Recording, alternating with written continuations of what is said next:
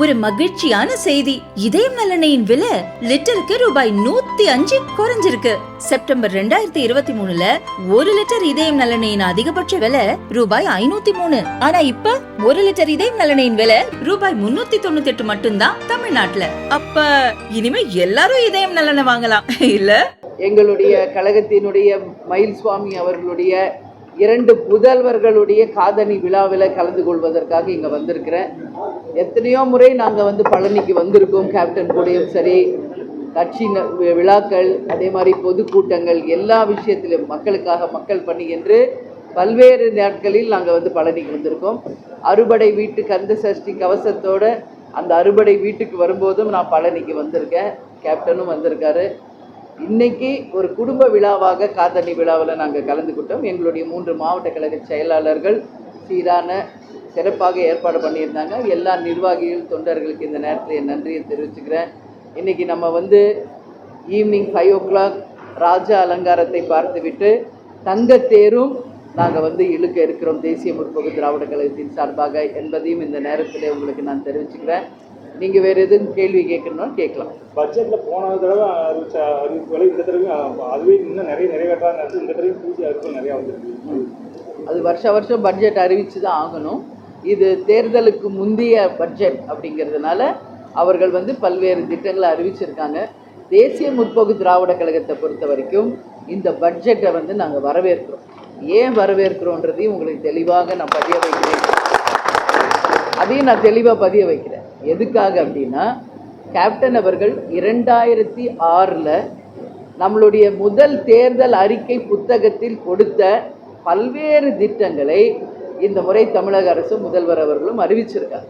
அதற்காக தமிழக அரசுக்கு நாங்கள் நன்றியை சொல்ல கடமைப்படுறோம். ஏன்னா நீங்கள் நேற்று பார்த்துருப்பீங்க, வேளாண் நிதிநிலை அறிக்கையில் இங்கே இருக்கின்ற ஒரு 5000 விவசாயிகளை வளர்ந்த நாடுகளுக்கு அழைத்து சென்று இப்போ இருக்கிற லேட்டஸ்ட் டெக்னாலஜி படி எப்படிலாம் அக்ரிகல்ச்சரில் டெவலப் பண்ண முடியும் அப்படிங்கிறத அவங்களுக்கு விளக்கும் வகையில் ஜப்பான், சைனா போன்ற பல்வேறு நாடுகளுக்கு அழைத்து செல்வோம் என்று ஒரு அறிவிப்பு நேற்று வந்தது. இது கேப்டன் அவர்கள் 2006லேயே எங்களுடைய தேர்தல் அறிக்கை புத்தகத்திலேயே அன்றைக்கி இதை நாங்கள் வெளியிட்டது தான். அது மாதிரி தான் ரேஷன் பொருள் தேடி வரும்.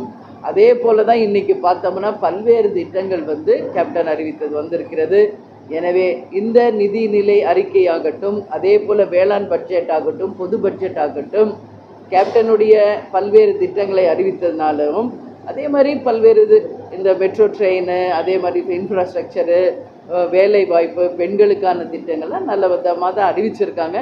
இன்னும் நிறைய வேலை வாய்ப்புகளுக்கெல்லாம் இன்னும் அதிகபட்சமாக கொஞ்சம் சொல்லியிருந்தால் நல்லா இருந்திருக்கும் என்பதும் எங்களுடைய கருத்து என்பதை இந்த நேரத்தில் பட்ஜெட்டை குறித்து நான் தெரிவித்துக் கொள்கிறேன்.